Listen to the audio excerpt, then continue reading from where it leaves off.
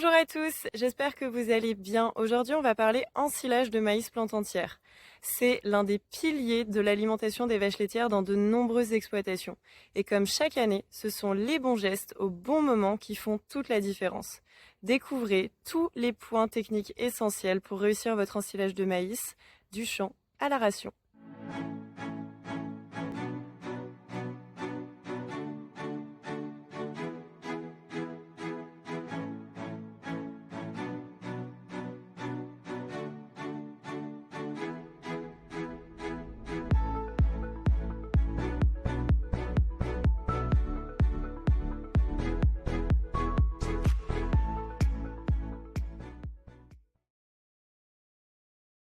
Le maïs plante entière est un fourrage énergétique, appétant et économique. Idéal pour les vaches laitières, il peut aussi servir aux bovins viande et aux caprins.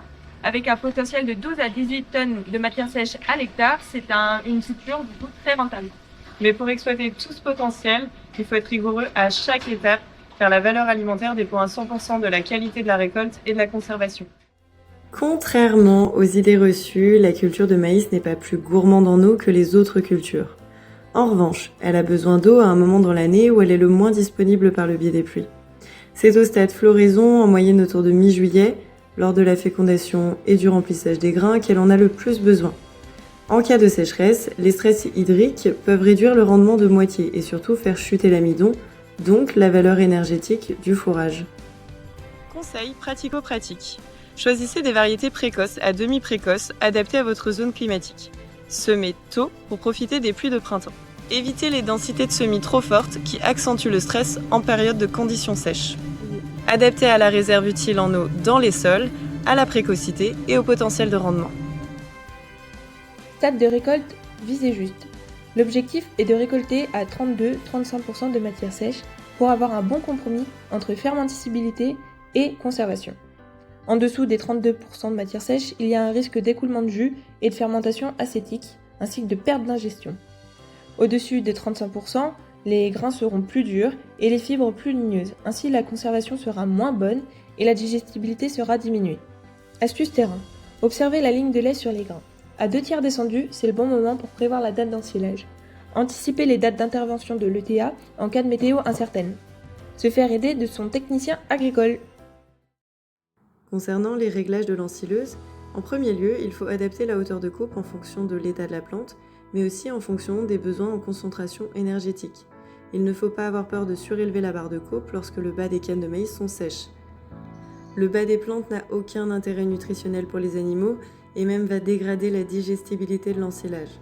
En revanche, elles seront bénéfiques pour le sol qui lui n'aura aucun mal à les valoriser. C'est un bon apport de matière organique, alors ne pensez pas que ces bas de canne sont perdus. Dès les premières bennes, faites un tamisage pour ajuster les réglages de l'ensileuse en temps réel. Grâce au tamisage, on pourra vérifier la longueur de coupe et la réajuster. L'objectif est de viser 13 à 18 mm selon le taux de matière sèche. Inférieur à 30% de matière sèche, on privilégiera des coupes plus longues pour limiter les jus. Et à l'inverse, à 35% de matière sèche, plutôt des coupes courtes pour faciliter le tassement. Aussi, il est nécessaire de vérifier le bon éclatement des grains. L'amidon ne doit pas se retrouver dans le fumier. Un grain non éclaté, c'est de l'énergie perdue. Si les grains sont mal éclatés dans un ensilage, la ration sera mal digérée. C'est jusqu'à 600 g d'amidon non valorisé par jour et jusqu'à 2,5 kg de lait en moins. Par exemple, sur un troupeau de 50 vaches laitières qui ne digèrent pas 600 g d'amidon par jour, cela revient à 30 kg d'amidon de perdu, soit 45 kg de céréales non valorisées par jour. Donc si vous constatez plus de 2 grains entiers, c'est que l'éclateur est mal réglé, usé ou que la vitesse d'avancement de l'ensileuse est trop importante.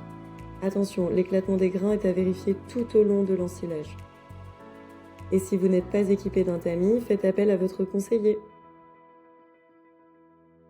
Remplissage du silo, un bon tassage pour une bonne conservation. En effet, un bon ensilage se joue à 50% au tassage. Il est nécessaire de tasser suffisamment afin de chasser l'air du silo et d'obtenir rapidement un milieu en anaérobie. En l'absence d'oxygène, les sucres du maïs sont transformés en acide lactique, ce qui abaisse le pH et empêche le développement des micro-organismes indésirables. Dans la pratique, il faut au moins un tracteur tasseur pour 20 tonnes par heure d'arrivée.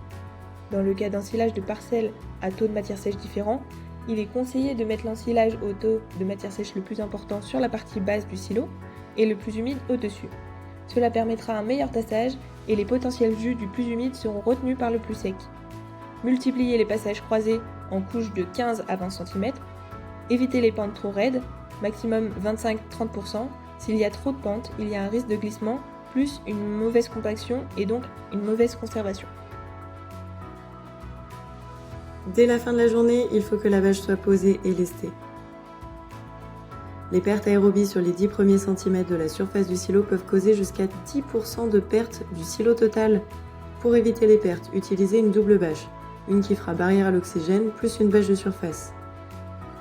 Par exemple, en estimant 10% de perte sur 10 hectares, à un prix moyen de 110 € la tonne, cela reviendra à 1 500 € de perdu. Une bonne fermentation démarre dans les 2 jours suivant l'ensilage.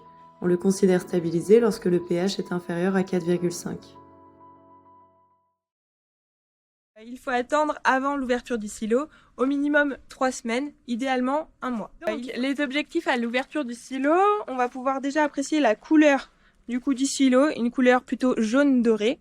On va pouvoir aussi apprécier au final l'odeur, donc une odeur qui va être plutôt fermentée, vinaigrée, mais agréable en soi. Sur le silo, on va pouvoir observer sur la totalité s'il y a des moisissures ou pas. On va pouvoir aussi observer la température du silo. Il ne faudra pas qu'il dépasse les 25 degrés, sinon il y aura échauffement et donc une ration moins appétante. L'objectif est d'avancer le silo d'environ 40 à 60 cm par jour et d'obtenir la coupe la plus nette possible. Donc on va pouvoir réaliser des analyses. Il y a plusieurs options pour réaliser ces analyses. Donc soit on va réaliser une analyse en verre, donc en prenant à l'ensileuse, soit on va réaliser une analyse du coup à l'ouverture du silo. Et l'analyse la plus idéale et la plus propice à faire, c'est du coup de faire une carotte dans le silo qui sera stabilisée au bout des 3 semaines, voire 1 mois, pour du coup prévoir et anticiper une ration. Le maïs peut être une vraie machine à lait ou à croissance, mais seulement si chaque étape est maîtrisée. Et pour cela, chaque détail compte. Le choix variétal. Choisissez des variétés cornées, dentées, mais évitez les dentées. Les variétés précoces seront plus digestibles que les variétés tardives. Le bon stade, les bons réglages de coupe et de l'éclatage, le tamisage de contrôle, le tassage méthodique, la couverture rapide. Ce sont des gestes qui garantissent un fourrage appétant, bien conservé et rentable. J'espère que cette vidéo vous aura plu. N'oubliez pas de liker, vous pouvez aussi la partager. Abonnez-vous pour ne rien louper de nos prochaines vidéos techniques. Et surtout, n'hésitez pas à partager vos pratiques d'ensilage en commentaire. À bientôt!